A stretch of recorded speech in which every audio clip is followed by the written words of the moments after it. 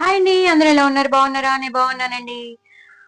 ఉగాది అనగానే మనం బొబ్బట్లు చేసుకుంటాం. చూసారండి ఎంత సాఫ్ట్ గా ఉన్నాయో. మీకు చూస్తుంటేనే తెలిసిపోతుంది ఎంత సాఫ్ట్ గా వచ్చాయో. చాలా చాలా సాఫ్ట్ గా వచ్చాయి. దీని రెసిపీ నేను మీకు షేర్ చేస్తున్నానండి. తప్పకుండా ఫాలో అయిపోండి. మీరు కూడా చేసుకోండి. రుచికరమైన చాలా చాలా టేస్టీగా ఉండే బొబ్బట్లు మీకు సొంతం అవుతాయి. సో ఈ బొబ్బట్లు ఉట్టిని అలా తినకూడదు. కంపల్సరీ ఇలా నెయ్యి రాసుకుని తినాలండి. చాలా చాలా బాగుంటాయి. కంపల్సరీ వేసుకుంటారు కూడా, చాలా మంది నెయ్యి రాసుకుని మరీ తింటారు.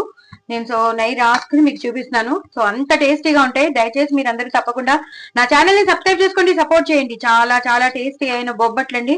మీకు ఇలా తుంపి చూస్తే మీకు తెలిసిపోతుంది. ఇలా అంటుంటేనే చాలా సాఫ్ట్ గా ఉన్నాయి. ఇలా ఇలా అంటుంటేనే వచ్చేస్తున్నాయి. అంత సాఫ్ట్ గా అంత ఇంకా నేను చెప్పలేను, అంత బాగున్నాయి. సో చాలా టెంప్టింగ్ గా ఉన్నాయి. సో దీని రెసిపీ నేను మీకు షేర్ చేస్తున్నాను. తప్పకుండా చేసుకోండి. పిల్లలకి పెట్టండి, పెద్దలకి పెట్టండి, మీరు కూడా తినండి. మీరు హ్యాపీగా ఉండండి, చక్కగా ఎంజాయ్ చేయండి.